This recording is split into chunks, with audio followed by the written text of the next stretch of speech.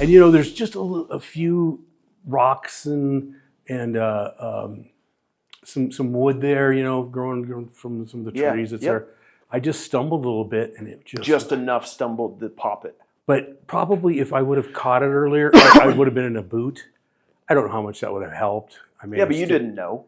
Yeah, I may have still needed surgery. You know, it's some of the stuff is hard when you get a little bit older and you've played sports. Yeah, you have pains. You're just no big. Well, you're right. like, I'm used to being in pain. Right. Yeah. Like when I got my left knee done, and she did the X-ray, or not the X-ray. What's it called when you go in the tube? MRI. MRI. Yeah. When she did the MRI on both my legs, she's like, "You have the worst knees I've ever seen," because I have no cartilage. And now my left one's fixed, but I'm not done. Why do you have no cartilage? Just playing sports. Has that got to be just partly genetic too? I mean, it probably is some genetics in there. You know, that was in a way kind of my career. I could not stay healthy. I was like, you know, I've always said, like, Emmitt Smith, how can that guy stay healthy? Run for 17,000 yards or whatever he did. Yeah. And then guys are like, I just couldn't. I would do well, and then I would, you know, get hurt. Yeah, you know, get a groin injury. Never, you know, horrible injuries, but just enough not to play. Yeah, it's funny. I was just talking to Doug about like injury. Like, there's so much luck with injury. Yeah, like it doesn't matter how good you are, you get hurt, and then it's like you know, then the next person passes you up. So not only are you like recovering, but then you're watching people pass you up, man, and it's hard to get your job back. Yeah, it's hard. Well, because you come from, you know, I came from a you know, poor area, you know, Walla at the time, there was no wine. And then, you know, I graduated right before kind of that happened. And then, you know, there's no internet. You know, you don't know what the heck's going on. I don't know that coaches were looking for the next job as much then as they are today. But, you know, they're looking out for themselves. Yeah. You know, it was funny when we were golfing yesterday. After you left, I was talking to Jim, and we were talking about the NIL and all that stuff. Mm-hmm. And I was talking about how much those guys must have made. You know, so I graduated in '88. Mm-hmm. How much the coaches must have made back then. So I'm sure graduated from UW. Okay, because I was going to say high school. No, 83. 83 in high school, in '88. Yeah. But imagine what those guys were making back in those days. Not much. I bet Don James, who knows if he ever made $200,000, maybe 150, and those assistants I bet were making $25,000, $30,000. Mm-hmm. You know, the amount of time people don't realize those coaches live. Yeah, I mean, they live there. Right. So I mean, I wanted to talk to you more about like how you're transitioned to coaching here at Summit. Yeah, sure. But I want to go back and just go like, so football. So do you think that was your career plagued by injuries? You think that you just couldn't stay healthy? Yeah. And I was you know, at the time an okay size. I just think, I don't know if it's, you know, bone composition or I worked out hard. Do you have loose joints? No, not today. So one of my best friends, he was a catcher too at UW. Yeah.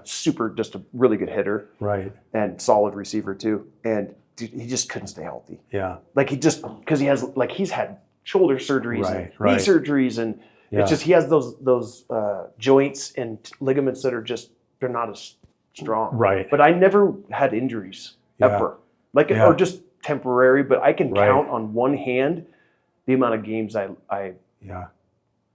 maybe a couple that you missed or I just was lucky that way. I never had any injuries in high school. I thought I was invincible coming out, you know. What safety? No, so I played safety. I played safety in high school and receiver, and at the UW I played wide receiver.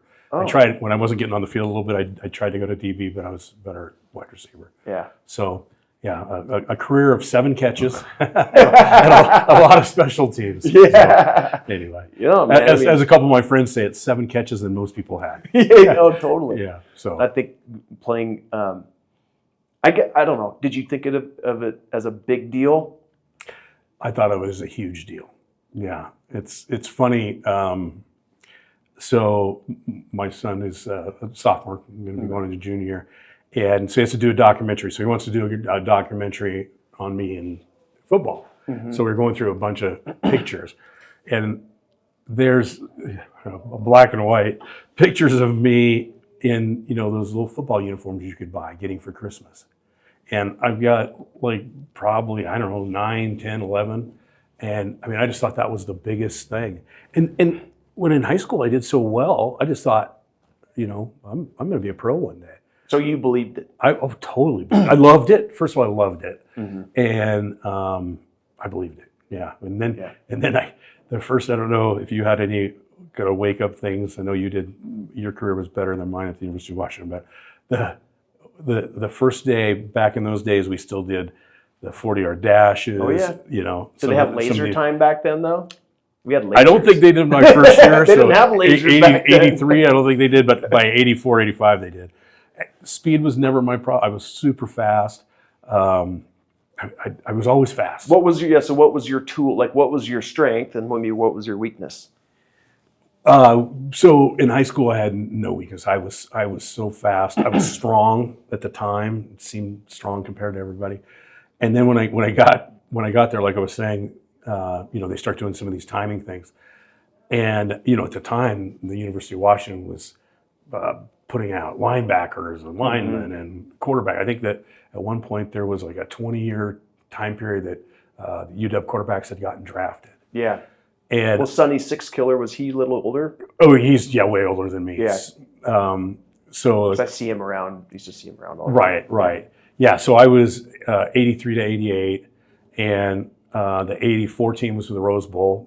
Orange Bowl. When was Warren Moon there? 70. He had been after Sonny Six. Oh, okay. Yeah. Wow. So probably 79 or 80 he left. Then he played in the Canadian League. Yeah, after that. But so as we're doing these drills, I'm pretty arrogant, doing all this stuff, and then they post it, and I was like 25th fastest on the 40, and I think I was maybe 17th fastest on the cone drill. I was blown away. I was just like, you're like, it's a different level. It's a different level, and then. I over time started to catch up and do well, but like I said, I would just get one nagging injury after another, and it just I'd get up to, they didn't run as many receivers back in those days, right? It was like pro style, that's what you call it. So there a lot of times there was 2, sometimes 3, but mostly 2, and a lot of times 2 tight ends. Yep. So there wasn't as much opportunity for receivers at the time, but now they just run guys in. Yeah. You watch. It's so funny to watch. Again, back, and I'm sure your day was the same. But guys never come out. We never came out. No, both sides of the ball. You see a guy today runs a deep route, and he's going like this. Like, give me a blow. It's just crazy. Anyway, okay, cool. So UW after because it's funny because we talk all the time, but I don't know the exact path. So then what, after college, what happened? And how did that transition go? So for me, it was a little bit different. So I graduated in 88.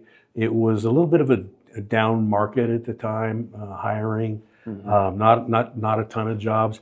I wanted to get into sales. It's something that I thought was a good thing, being able to. I met a few people that had been in sales, met a few my friends' dads that were in sales.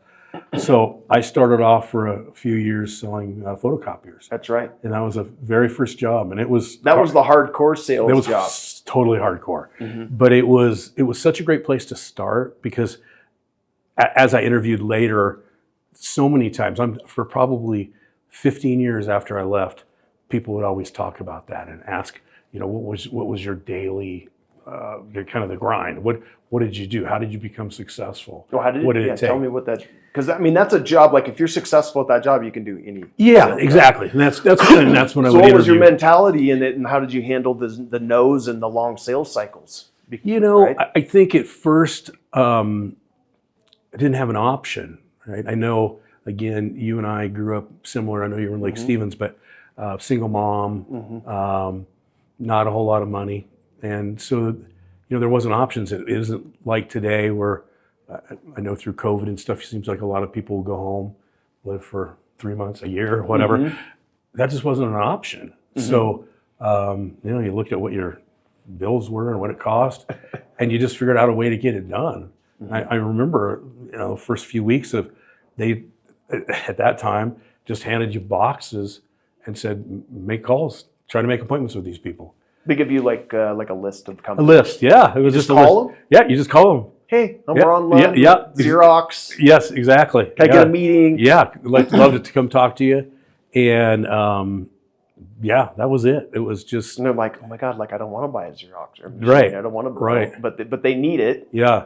And then the other thing is you do that in the morning for a while. And then it was the wildest thing that one of the bosses who kind of became my mentor a little bit. And one of the reasons he liked me is we had a similar background in sports. And again, I know it's something different that people don't do today.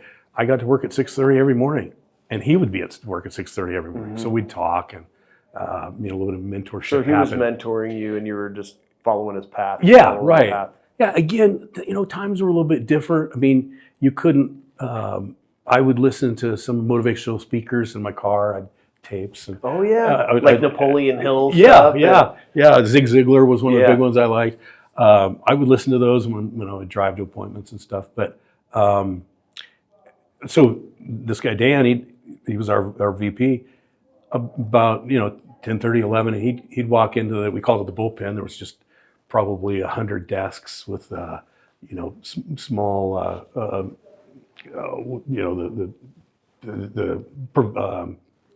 what is it called? Cubicles. Yes, thank you. Yeah, small cubicles. There was about 100 of them, and he'd walk in, and of course, again, times are different. He'd say, "I don't see any fucking customers here." Old school. What's everybody doing here? And all of a sudden, everybody's scurrying. So then you're out, and we're out, and we'd have to go, and then you go to make cold calls. So my first territory was kind of south downtown. So you go into the buildings and take your card and walk in and ask the super hard, yeah. Just denied all the time. How'd you handle the failure? It's really funny. It's never bothered me. I don't. You don't have that thing where you don't like that. We're like, oh, I got rejected, and maybe no, you recover right away. Yeah. By the way, I think that is an innate something people are. Like you can develop it, right? But some people are like already have it, right? Yeah, I never thought about it. I thought it was. I mean, I think there's a couple things that went on for me. One was I wanted to make money so bad. I came from an environment where we struggled. My mom was on food stamps at the time, and not so much when I was in high school, but before that. So I think that molds you a little bit. For sure. I had gotten burned when I was 12, and for some reason, I have no idea why, middle school can be a little difficult. I got teased. It never bothered me. It was like, you think about things now, but there's the saying is that what people say or what they do, it doesn't define you. I remember coming home the first week of school and getting teased a little bit. And I remember just laying on my bed and saying, fuck them. What they're saying does not define me. Yeah. Does not define me as an individual or anything. And it is the craziest thing. It's scar since I'm 12 years old. I never think about it.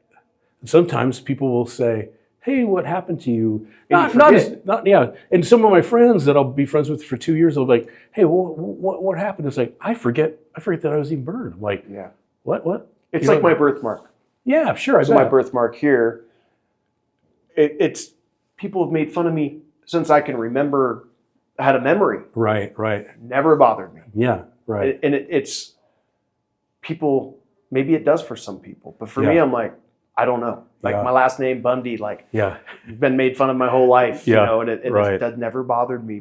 I could always take that type of BS. Yeah, and so I think it was kind of a combination of, I think that, and it not bothering me, just even people talking about me, because like I said, it didn't define me. Mm-hmm. And then when I was young, growing up in Walla Walla, and I know probably Lake Stevens, we were very similar. Mm-hmm. You were definitely closer to a big town than I was, Yeah.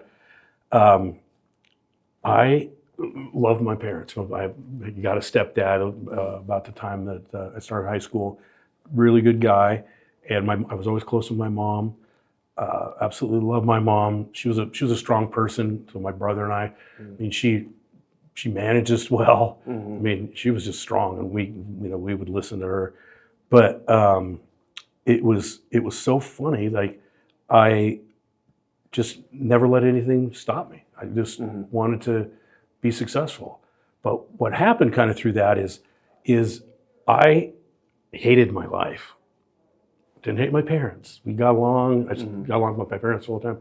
I just hated that. And it was like, when you elementary school through high school, you can see some people in elementary school when we used to do the sharing, I went to Disneyland, I did this, I did that. I never had any stories. Yeah. And then, high school, you see somebody in a little bit nicer car, and you can tell that they come from a family of some means. And I just wanted that. And just, so I think it was a little bit of getting burned early to then, my college experience. Don James was an amazing guy, very authentic.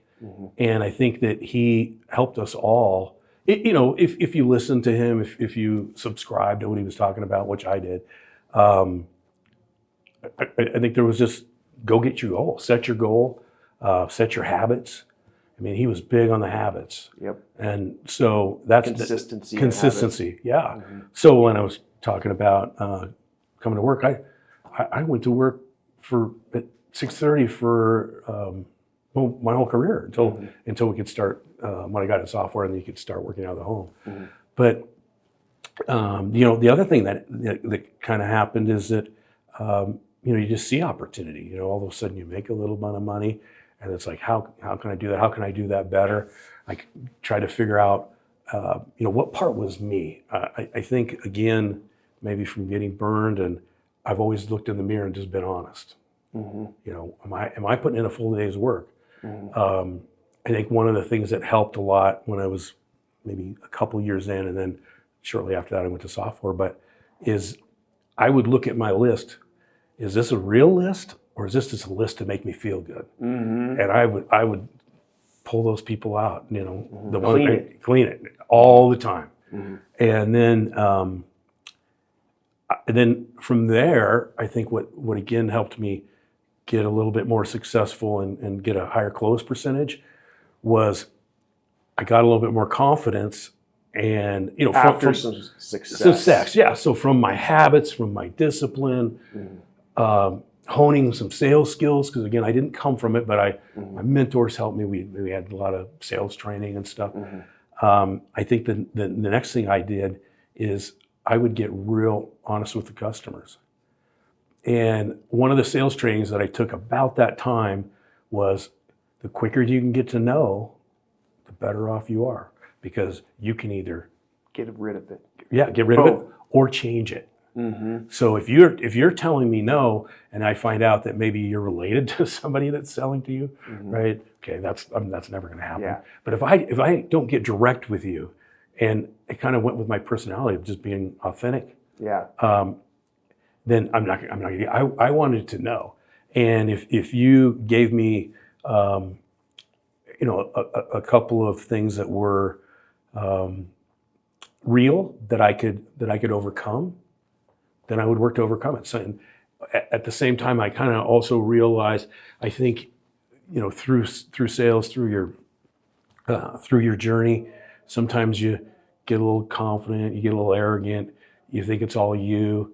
And again, what I realized from my mentor is bring people in. So then I would bring subject matter experts in. So, if you had told me that, gosh, if we rip and replace this software, it's going to take this long to install, it's going to take this much money, I would bring a subject matter expert in. I'd certainly keep a good relationship with you, and then dispel the rumors of what you felt that probably And this is when you're in the software side Yeah, of things. software. So you're basically like trying to figure out, like, are you BSing me to kind of just like, I mean, I'm doing like, but they might have something going on over here, but they're just kind of like, yeah, maybe like, they don't, they're just not being upfront with you. And you want to find out exactly like how would that, because maybe I need to hone that skill, because sometimes I don't ask for the business. Exactly. You got to ask for the business. So again, everybody you're dealing with is different. I remember I took a class at the time of mirroring, and it's the funniest thing. Right after mirroring, it was a smaller software deal. It was maybe $30,000, and I first meet this guy, and this guy is talking. I wasn't necessarily normally a fast talker, but this guy was talking fast. I talked fast back to him. I walked out of there 5 minutes later with a signed order. I just met the guy because he was just that kind of guy, and it was like it really showed me what kind of the mirroring. And you got to match their like slow down when they personality. And then another thing that I learned from another sales class that was great was letting them off the hook. It'd be more like, Ryan, I know you've met with 4 different people. It looks like that, and one of them is a current vendor to you. It looks like some of those things might matter, like having a current vendor. It also, looks like you haven't cut anybody down yet. I mean, when we first met you, the timing was about 30 days out. It takes a little bit of time for us to negotiate a legal contract. Where are you? And you might say, well, you're still in there. Well, why am I in there? Hey, Ryan, I'm doing this as my profession also. If you're going to stay with your current vendor, I'd rather know today. Oh, wow. So that you're just cutting it out and just so you can move on. Because I need to move on. Yeah. Because I do have to have this list. I have to have enough people to work with, because again, the ultimate goal was I wanted money. I wanted, again, about the time you met me, I just moved on to Lake Washington. That was such a huge accomplishment for me, coming from nothing. It was very expensive at the time. And I think what happened was being able to make some money and get better. And I honestly, I think my close ratio went to 85%. And I was always working to earn their business, so it wasn't just a conversation. Yeah, but they'd be on different sales cycles, and you'd have a good follow-up process. Like, hey, you're 2 years out. We're going to be in touch every 2 months or something. Right, exactly. Yeah. So, it wasn't just meeting and, hey, what are you doing? Yeah. It was going through the sales process. I qualified really well, and I think I did that really well. Understood just where they were today, where they were going, and then what they wanted to accomplish. So I feel like sometimes then when I was coming back, and I would say, so Ryan, the other people you're looking at is ABC company, and do you look at us as even today? Okay, and why is that? What are you looking at? Okay, have they talked to you about this that's going to happen? This, how many people are going to be in your office? Have they talked to you about financing? What type of financing does that fit your budget? And sometimes, they hadn't. Yeah, that gives you an edge. It gives me an edge, because I'd say, well, we talked about that. Timing. I quite honestly don't understand why you haven't made a decision yet. You told me that this has to be done by July 1st. I mean, who are you reporting to? Is it somebody that I can meet? Yeah. Okay. And I know it's hard, but it's something that I'm at almost 47 have developed. Yeah. I didn't have that before. Right. I had this I just don't honestly I'm not a natural I haven't taken the time to learn the sales skills in a lot of ways. Those questions now I do. And now my goal is to, if I have a list of 150, I want not just to be the top 50, and then I have a target 100. Right. And it's like that. I want that target 100 to be people that I want to call. Yeah. And actually and get rid of everybody else. And the top 50, or excuse me, top 100 should be fluid. Moving constantly. Yeah, the bottom 20 that you're talking to. I clean it out constantly, but what it allowed me to do, my goal in the next 2 years is I have relationships with the top 50. Mm-hmm. They know me, they trust me, but it's like, you got to replenish constantly. So this target 100, I got to get real with them. And so what I do in the consultation, when I'm meeting with people, I'm like, are we going to, do you feel good about this conversation? Mm-hmm. Would you feel good referring me? Right. Yes. And if they say yes, then I go, this is how I'm going to follow up with you. Right. This is how my process works. Yeah. So then, but I didn't do that before because of some type of a fear. Well, weird, man. They're looking at you to be the subject matter expert. So if you're, when you're doing mortgages and stuff, you need to, I need 2 years of your W-2s. I need this, I need that. When can you provide those for me? Mm-hmm. And if they miss the target by a day or 6 hours, when were you planning on closing this house? Yeah. You haven't sent that. Mm-hmm. So we can go ahead and kill this file now. Yeah. There was another training I took that was just awesome, which was called Sandler. And you'd use that when people weren't moving off the dime. Mm-hmm. It was negative. And so I've always been a really positive person, and most of my sales has been positive, but Sandler would be negative. So it'd be like, again, letting them off the hook. Ryan, you and I have been working together, closely for 3 months, but I called you for 6 months before that. Mm-hmm. Again, you always want to kind of chronologically, because you want to get them in the mood, because it doesn't matter. Even software business decisions are emotional. Mm-hmm. So you got to create that path. But I'd say, when we've done a lot of work, I feel like I've earned your business, Ryan. But I can just tell, how often I'm getting emails from you, your conversation, you've decided to go another way. Let me shut up. Mm-hmm. So I'm trying to let you off the hook. Yeah. And then if you said, well, yeah, that still gives me a chance to overcome that objection. But, a lot of times in the software industry, our biggest competitor was no decision. Yeah. Because there's so much involved, it's no decision. It's a big commitment. It's a big commitment. Huge. Well, it's not just financial, but it's structural. Right. Exactly. Yeah. But then once you got that, now if now I'm selling to you, and so I said, Ryan, it just looks like this is not going to work. I'm quiet. Let you talk. And sometimes if you were still interested, but because people are busy and whatever, if you were still interested, you would start selling me on. What? Don't give up with me, Ron. Yeah. I'll get it done. Mm-hmm. I had to get this thing done, but it is number 2 on our plate. I'll get this done. Okay, yeah, that's great. So why don't we right now set some new timelines? Okay, so what timeline are you comfortable with? We talk about that, and then be like, okay, Ryan, we need to stick with this timeline. I've also got people at my company that we're going to use those resources. And I've got to book those resources out. Mm-hmm. So when I go back, I'm going to start putting in the calendar these resources. Is there anybody else in a C-level position that needs to overlook this? Do we need to go to a board?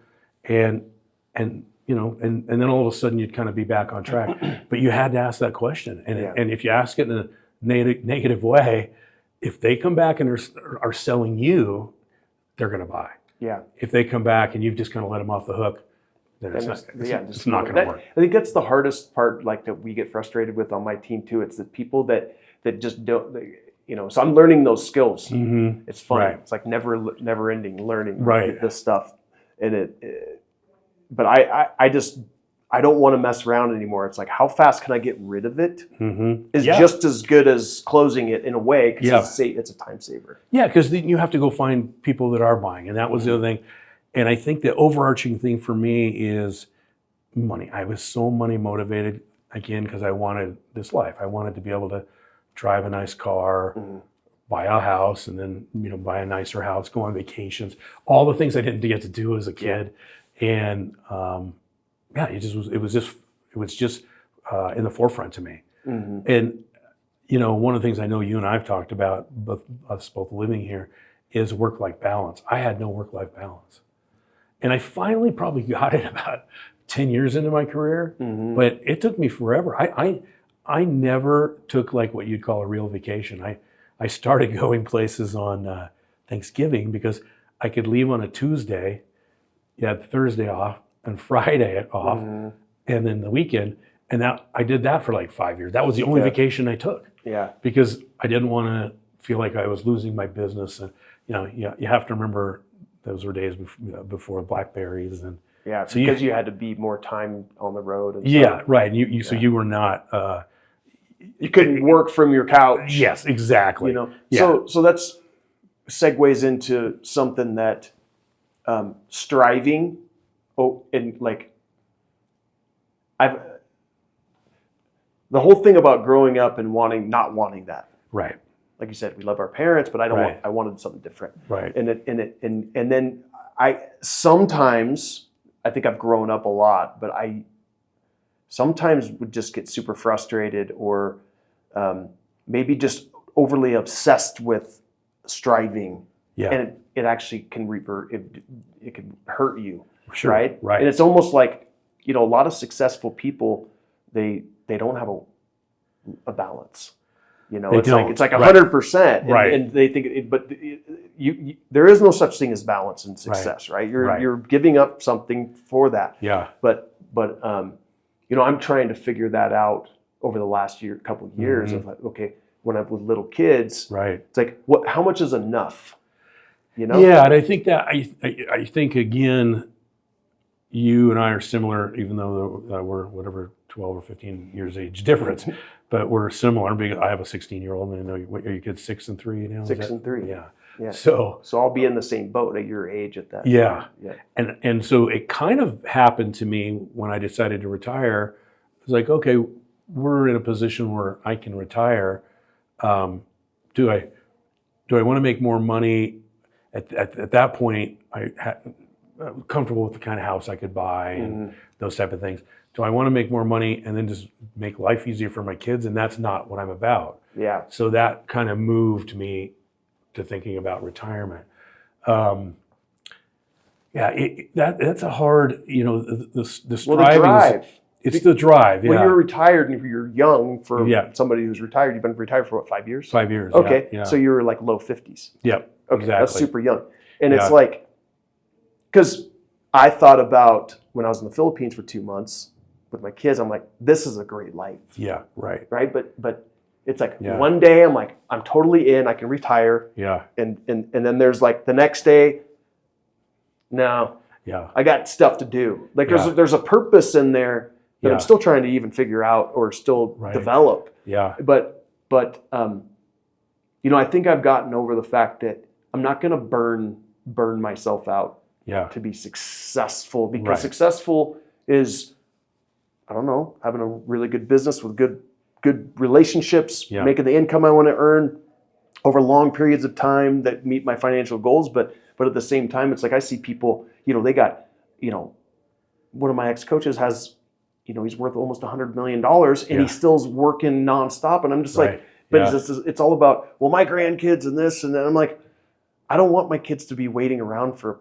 me to die and get a bunch of money too, even though, there's a balance there. Yeah, I think it's just different kind of people. It's funny, again, one of the things I used to think about even 20 years ago is I used to see some of these, and it's still today, Jamie Dimon, I don't know how old he is, but some of these guys are still working. And hard. And hard. How much he works. His pressure. And I think, why is this guy still working? But I think that's part of their personalities. Maybe they don't have that. I think some of the transition for me was being a better father, being a better husband, not having as much stress. I think, sometimes because I was traveling a lot, I think sometimes I started thinking about what that stress might do to me long term. And you do get older. I mean, we start to chill out a little bit. Yeah. There's an edge that's I can feel that's easing up, I would say. I wouldn't say it's going away, but it's hey, it's okay. Yeah. That you're not doing as much volume as this guy over here for whatever reason, because everybody has a different situation too. You know, and I think comparing is brutal. Yeah, it also, one of the things that I've noticed as I've gotten older, when I was younger, you know, if you bought a boat or a motorcycle or anything, I felt like you were never going to sell it. Like this is just what you're going to do. You're going to ride your motorcycle. You're going to go boating. And I think I was probably in my early 40s and all of a sudden realized sometimes things are just for a couple of years. Yeah. And then you move on. And I think that, you know, back to success, what I look at a lot, and so my oldest son is just starting his career, and he got into sales, and he's still in Seattle. And so I found myself talking to him, and at first I had to kind of rack my brain to what it was like to be 24. And what did not knowing what to do. Yeah, right. At least I was at 24. Right, and wondering, but part of it, I talked to him about like some of the paradigm shift, right? Again, being authentic, being honest, creating good habits. Those habits, like I said, I went to work at 6:30, and you know, as you know me for a long time, I'm always an honest guy. Well, you know, I was out chasing girls and I was drinking a lot of those nights. I still got to work at 6:30. Yeah. It didn't matter if I got home at 1:30 or whatever. And you know, a little hungover. Yeah, not the best, but that was got it done. That was the reality back in those days. Yeah, for sure. But I think that people, if they look at, you know, and I see people struggle with getting out of where they are, not so much when you and I are talking about work-life balance, but maybe a little bit before that, when they're talking about just how do they become successful? How do maybe they didn't come from the right background, maybe people aren't helping them. But today, there's so many books, there's so many videos, there's so much out there. If you can glean a little bit of that and have the discipline and change your habits. And I think that the other thing that really did really well for me is, again, I always was open. And I didn't have to, again, raising kids, your kids are a little bit small, but now raising my kids, I can see, like, sometimes they have to go through it before they learn it. I don't know if it's a generational thing. I didn't have to ever do that. You and I were friends and you were doing something great. I just started doing it. If you were doing something bad and we're friends, I might talk to you a little bit about it, but I wouldn't do it. I'd learn, oh, okay, gosh, Ryan was doing this. So I think the other thing that's really big is to get outside the box. You can't get so comfortable. And I saw so many people get comfortable. I remember when probably the change when people would rather get an email than a call. Oh yeah. And I remember that was maybe a struggle for me for a year or so, because I'm still calling and then they're not answering, put me right to voicemail. And so then I started emailing, but then what I realized is that people like to have something succinct. So I started doing these recap letters. So I would talk about what we talked about, you know, nice to meet you, what we talked about, what the next steps are, what my next steps are, what your next steps are, and what the timeline is. Perfect. And all of a sudden, boom, it changed again. It was like, I was just sort of stale for maybe a year or whatever. And then all of a sudden, when people would read that, and I would say, has anything changed? Did I encapsulate what our meeting was and what our next steps are? And again, if they said no, then that would be maybe one of those. Well, try to find out what I missed. But if they kind of ignored it, then that would be one of those meetings where I was going to get in front of them a little bit. Yeah, like, wait a second, this is what we discussed. Yeah, but most of them would write back and say, yeah, this is perfect. Oh, the timeline's got to be this. You know, some of the next steps I would say is some of the deals the software deals started to get pretty big, you know, in the $150,000 range. And you have to have a little bit of buy-off. And so you're never going to get a deal like that if you haven't met the CFO. So that would be, so next step, put together lunch with the CFO. And, you go out and make them comfortable with who my company was, who I was. Yeah. So, and again, I think, it's still the same today. as I said, I talk to my son about these things all the time, but people buy from people. So, if you're on time, if you're authentic, if you care, if you have the type of habits that they enjoy as a business relationship, all that stuff's going to bode well for you. Yeah. You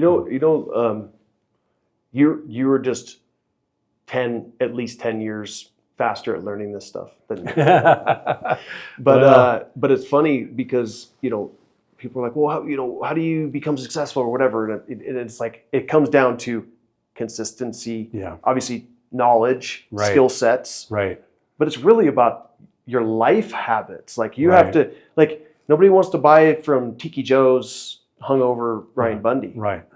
Yeah. Like, you know what I mean? You think, even though you're highly skilled and you're a personable person, like if your habits aren't, you got to become the right person, right? So that if people ask me, what do I do? I go, well, you need to create some habits that are going to give you some momentum. Right. That's exactly right. Some consistency. I was reading a book the other day, or actually about a month ago, and it was talking about how people will get, whether it be business, in their personal lives, get broken up with a boyfriend or girlfriend, and they will kind of carry that on.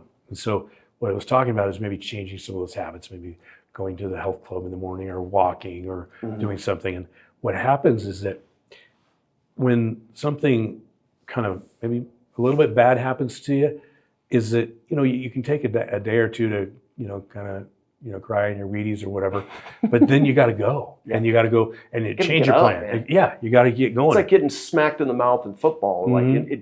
I always look at that. And I think that's what helped me turn the corner in my life from being irresponsible to responsible, was that if I did something wrong, I would dwell on it and just spiral. Right. Like, wow, why am I doing that? Why do I have that behavior? Right. Like, what the hell am I doing? Like, that's not me.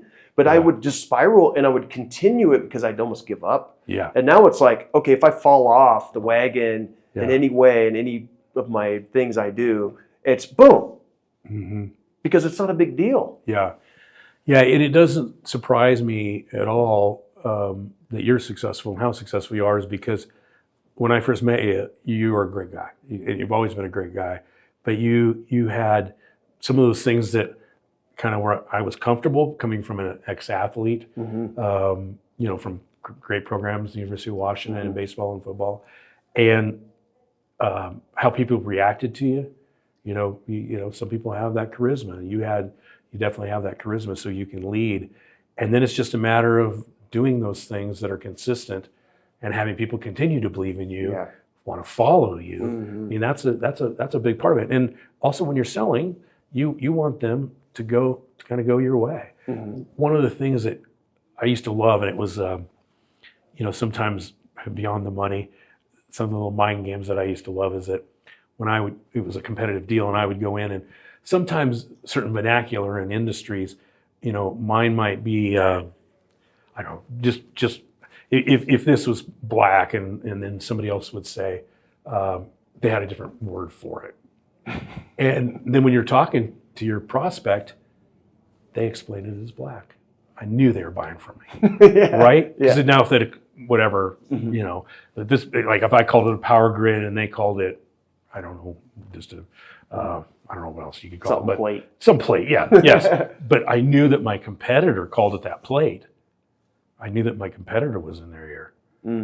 So, you go back to selling and stuff, and another one of the classes. One of the great things about being in software is in the 90s and 2000s, they were making unbelievable amounts of money. So we did good selling, but the companies had so much money, they sent us through so much training, and so much of it was great. And one of the other ones that we would do all the time is one of them they talked about, like miracles mainly only happen in the movies. You're not going to hit that that four-run dinger, right? The grand salami. It's like you've got to systematically get there, and then here are the things, and listening. So a lot of these trainings it was really 80% listening, not talking. So At some of the younger times when I was a little bit younger, I was a little bit arrogant and would talk a lot. But as I got better, I was listening and really understanding. So then I would talk. Implement. Yeah, and I would talk need. their vernacular to them, and then they were talking my vernacular back. Interesting. And then I knew that we were in a good place. Yeah. And so that might be one that I laid off of a little bit, not would get so hard. But the thing is that Ryan, if I'm talking to you and you're going to go buy something from somebody else, why should I get my shots in? Mm-hmm. Try it. What do I have to lose? And Yeah. I think that's back to people want a big list, but they're not people that are going to buy. I mean, you've got to look. If it's real estate, I know do some real estate and mortgage. If it's that, I mean, why would you drive somebody around to 10 different homes? Mm-hmm. You clearly Yeah. don't know what you want. Mm-hmm. I've enjoyed meeting you, and I'd love, when you have a better idea of what you're looking for, I'd love to take you out again. Mm-hmm. If it's just not the right timing, I don't know, or maybe you can. Uncomfortable conversations, right? Yeah, So the coach I'm with right now, one of the sayings he has is, the more uncomfortable conversations you have, the more business you do. Yeah. Because you're just really trying to get to the point of Right. look, you can be honest with me. Mm-hmm. Like, where are we at here? Right. It's really a lot in my industry too, in the mortgage business, right? Because Yeah. it's like rate is important, Right. but also you need all the other stuff too. Yeah. Like you could work your butt off over here, and then let's say somebody comes in with some low rate, and you could sometimes I just need to figure out and cut loose. Right, because the time that it's going to take, it's not worth the money that you're going to make. Yeah. And so you have to do that. But yeah, the other thing is that when you've got these people, if you're the subject matter expert, and they find somebody else with a lower rate, hey, that's great. We've put this together. I've talked to you about my team. What day did you want to close this house? Mm-hmm. July 10th. I'm going to close this house on July 10th. So you can go with that other rate, but don't be calling me. Yeah.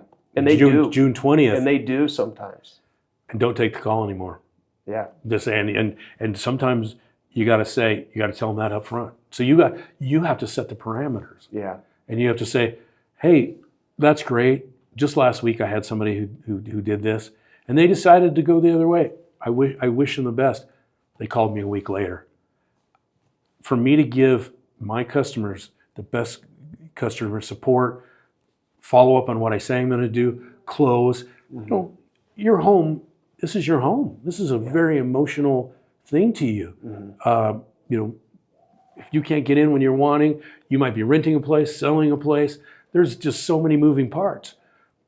If the most important thing is a rate to you, and not all these other things, no big deal. Then go ahead. Yeah. But if being able to simultaneously close your other one, move, get you a couple of days, get you with Have the right peace bank, of mind. peace of You mind. want your moving truck there on the day, or do you want to reschedule the mover? Yeah. And then where are you going to live for a week? And do you have a 6 and 3-year-old like I do?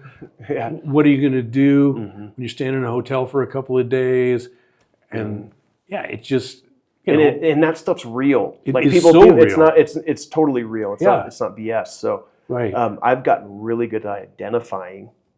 So my pull through is a lot more because I'm cutting anybody who I know is just rate. I'm going to give them time and take care of them, but it's going to be quick. Right. And then the rest of the people, my conversion is just way higher because I tweaked some things. Mm-hmm. But you still do get it's rate sometimes and But whatever. I think that's your professionalism from the start to the end, and a process. You've got to follow that process. Yep. And so that process is our habits, the discipline, as we're talking about. Mm-hmm. There's another one that one of my great mentors told me about, and it was, sometimes again these competitive situations, and people would have old software, or there would be, especially like Y2K or so, right? Mm-hmm. Y2K was a big time where people had to have all their updates done and all that thing. And it was about this time that the guy said, if you can't make them sick, you can't make them well. So what we're just talking about, if somebody wants a lower rate or whatever, maybe, hey, a lot of times people who are offering that type of rate are kind of desperate. I'm a successful guy. I'm not desperate for business. I want to do your business. I want to do it right. But they're a little bit younger. They think they can get things done. And again, then talk about all things that could happen. But if you do it with me, we stay on plan, we're going to get this done. So you kind of made them sick a little bit. Yep. And then you made them well. Yeah. And that worked. That worked great. That was another one that just all these little tricks that you learn along the way. No, it's funny, man. It's like I gained a lot of humility just realizing, like you said, like look yourself in the mirror. Where are you? Yeah. So Right. last year I was probably running at 60%. A lot of different distractions personally, and the market, restructuring the team. Like it was just a whole change. But there's some times where I catch myself making excuses. I'm like, that's not me. Yeah. That's not me Right. to make excuses. Now I'm like, okay, my leads are down. We track all our leads. It's like my leads are down. Well, generally 50% of everything's market-based, right? In our industry. Right. The other 50% is me. Right. But I can control my activity. I'm like, well, my numbers are down because I'm not doing the activity. Yeah. I know how to do the activity. Right. And so when I do the activity like I am now, mysteriously things work out. Yeah. I coach football with one of the guys that works at one of the bigger home builders here. I think we have two huge home builders here. And I was asking him, I guess it was probably last year when the rates went way up. And I said, how are you guys doing and what's going on? And he said, we started feeling it happening. And so we started building smaller homes with less features. And he goes, we've never been more successful than ever. Because they're hitting the affordability piece. Right. So again, I guess that's what I'd say a year and a half ago or whatever it was. Maybe you could have close to an average sale of $1 million or 800, I don't know what it was. But now maybe your average sale needs to be 600. But you know what? You're turning it. You're doing it. And that's what happened. We did that on purpose too. Right. And it was great and bad because I went into the smaller markets to adjust, to pivot. Because the banks dominated the jumbo market in Seattle. Right. And they're not anymore as much. Right. Sure. But when it's slow, they dominate in rate. Right. Yeah, right. So I had to go into different communities and do different types of loans. And then, then I looked at my numbers going, okay, I'm doing a lot of units or the same amount of units, but my loan amount's down. So I need now I need to go back into Seattle, and you're just constantly pivoting and trying to figure out how to make it work. And it'll change. It always changes. I don't know if you've gotten there yet. I remember when I was young, like I said, I got hired and it was a downturn. I didn't know it, And then I remember there was You're talking about in the mortgage? No, just in the downturn in overall economy. Yeah, gotcha.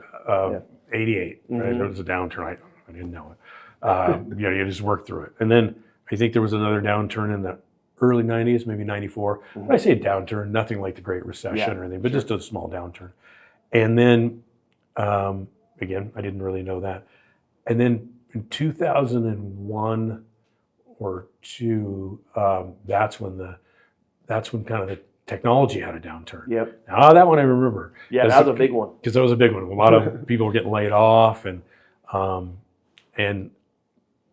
but the thing was that you had to kind of invent a better mousetrap, or you don't want to just sit around and be negative because nothing's going to happen. And then so that turned, and then of course then the Great Recession happened, and that was difficult. Yeah. And that's where I look back and go, I would never do that again because I'm gonna take some time off. Yeah. Took 2 years off. Right. And it was you probably didn't lose much. Yeah, no, I know. It's just like, well, I mean, the people that stuck around through that time did really, really well coming out the other end. And that's like this market, right? Everybody's like, we're in a really tough market. And now my attitude's like, bring it. Yeah. I'll outlast it. Right. I always tell people, the longer it lasts, the better it's going to be. Yeah. So I don't care if it continues. It sucks. Yeah. It's nice to be busy or to be in the better markets, but at the same time, it's like this is where you're building the next big wave. Yeah. I agree. I think so too. And I think, all of these people that you're doing whatever it is, 7% loans. Mm-hmm. They're going to refi. The refi market's going to come back. It just always fluctuates. Yeah. Now, will it get down to? I am not into your businesses nearly as much as you, but will it get to 3%? Maybe not. But does it get to 4.99? And then that's probably reasonable, right? Yeah. I mean, that would really unlock it. Yeah, and as we look at, I look at my career and you look at yours as you're going, and even in 10 years from now, you'll be able to see that maybe 3% wasn't reasonable. It was out of control. Out of control. Of course, 8 there when it got was not, and 7's not. It's probably somewhere in the 5.5 to 6. Somewhere. Yeah. I think that's, and we're in a different paradigm as far as economically in general. Mm-hmm. So that's a whole other discussion, but I think we're probably going to be in that 6 to 6.5-ish for a longer period. Can I ask you a question? Sure. What do you think in your background that made you so successful? What, being able to play baseball, and I know we have another friend who knew you in your baseball days and was through your little league and all that stuff in college, and how successful you were. What do you think drove you? It's the same as you. Yeah. Like divorced parents, moms, it's hard to raise 3 kids, right? Yeah. And we didn't, we had what we needed, but I didn't have all the bikes and toys, and I never had the car. Right. And that's why I have always have a nice car. Yeah. Right. Because we always had beaters. Yeah. Right. And it just drove me nuts, and I felt bad because my mom couldn't afford more, but I always was just like, oh, I hate that car. And, but now it's funny. I think fear. Yeah. Like you're driven by fear. Yeah. Or reward or whatever that is. Right. But I'd be honest. I'm I've gotten a lot better at having faith in the process that money will be there if I do the work. Mm-hmm. But I've lived in fear of money up until probably the last couple of years. Yeah. Right. That's what drove me. Yeah, that's understandable. I mean, I felt the same way. I mean, I think when food, the crazy things that you go through in life. When we had our first son, he's 5 or 6, and he loved orange juice with his breakfast. And this is one of the things also that I knew, man, I got to change a little bit here. So we would buy orange juice. Well, when I was growing up, orange juice was so expensive, it's still not necessarily cheap. Yeah, exactly. But I remember every time he would just reach grab the orange juice and pour a glass, I'd get mad at him. Hey, poor little guy's 6 or 8 years old, and I'd be wanting to, the hell you doing? Kind of be. It's expensive. Yeah. What do you just pour a glass freely like that? Yeah. It's not a Saturday. It's funny, but you have conditioned. Your brain is conditioned to protect your money. Right. You don't want to go back there. You don't want to go back there, right? Right. And that's actually toxic. I mean, I still do it sometimes with my wife or whatever. It's just watch it, but what I've learned is trust in the process of the universal laws, basically. If you do this, if you're a good person, you follow this path in life, and you said this just a couple weeks ago to me. Yeah. Or maybe we golfed recently, a month ago or whatever, and you're like, I just think if you're a good person and you do the right things, you have the right habits, and you have the vision, you're going to be okay. Yeah, right. So I think I'm in that phase now of just developing spiritually, which is just trust the process. Right.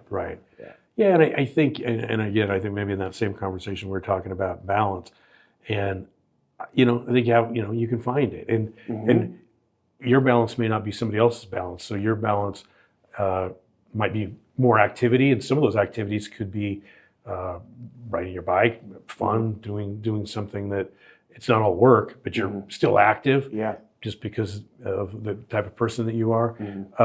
Instead of putting it all towards work, you can put it towards some activities, and then. They're a foundational piece of my business. So for me, it's my mental and physical health are first and foremost, because I can't do anything else if I don't have those, right? My jujitsu, the mountain biking, the trail running, or whatever those are. Occasionally I play golf, but golf took a back burner because I don't have time to do all the things. But these, so I really think Jordan Peterson, you know Jordan Peterson? Oh, I yeah. love him. And he talks about, you I can do be too. 80% at 5 things. Yeah. Or you can be 100% at something, right? And then that's where you're going to see a major success. But I'm like, the trade-off, some people think that trade-off is worth it.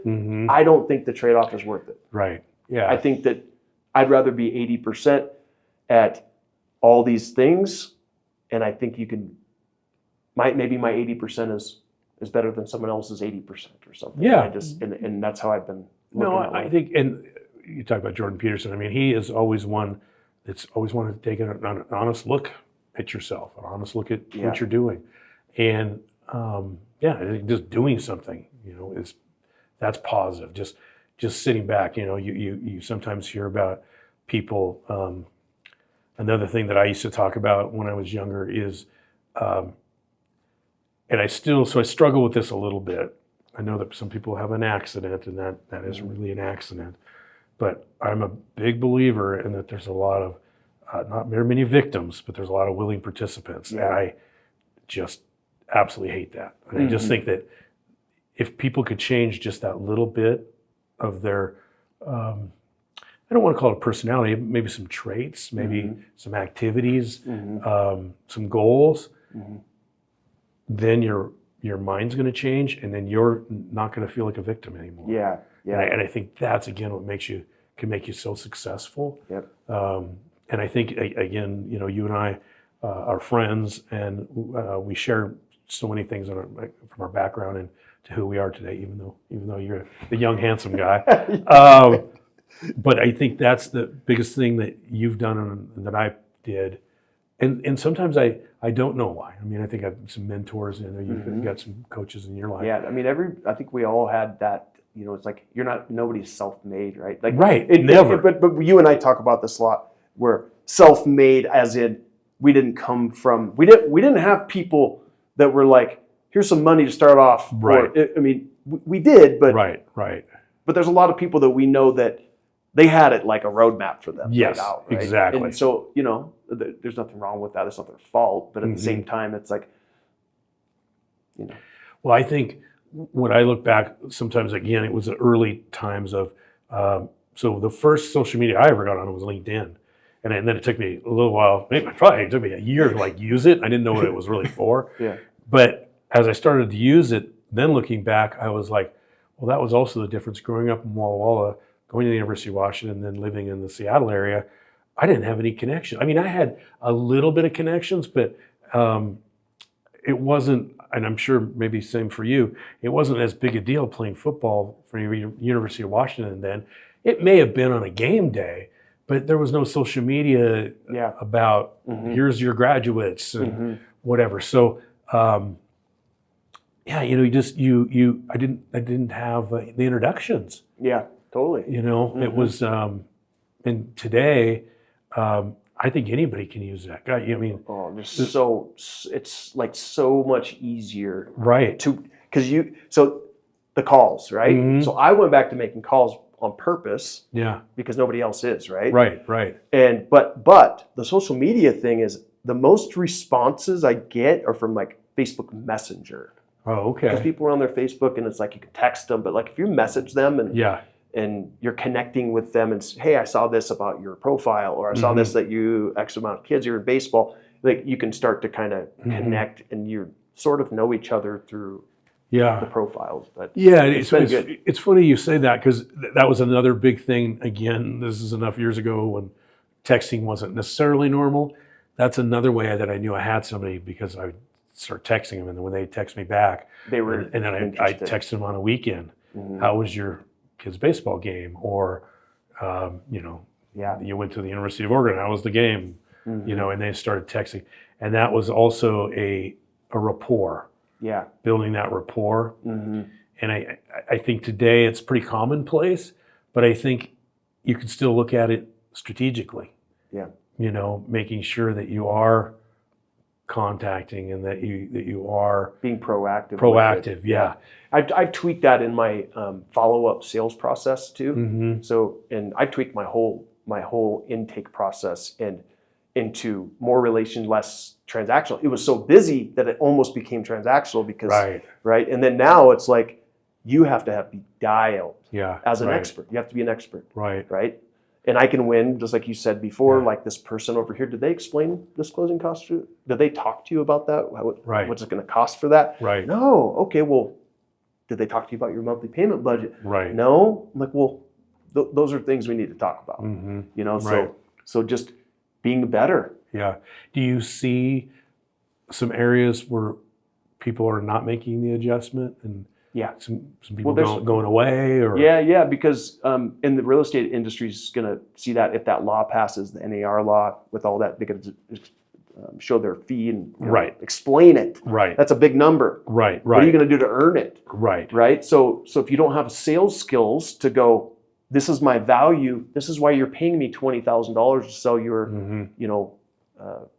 whatever, $700,000 house or whatever Right. it is. Right. And they're like, wow, that's a lot of money.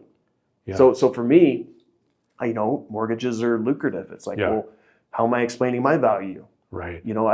I don't, it's weird because I've been doing this for 21 years. I don't think I was that great. I think this market made Mm-hmm. me great, Mm-hmm.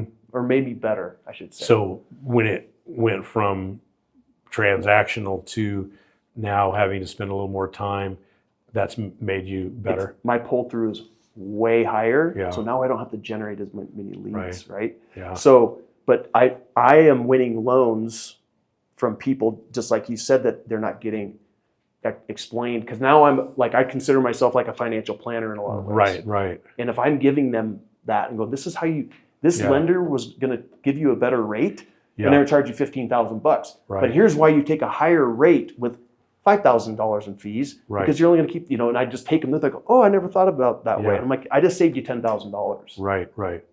So- And I guess talking about it, pivoting is a big deal. Mhm. I mean, some people just don't pivot.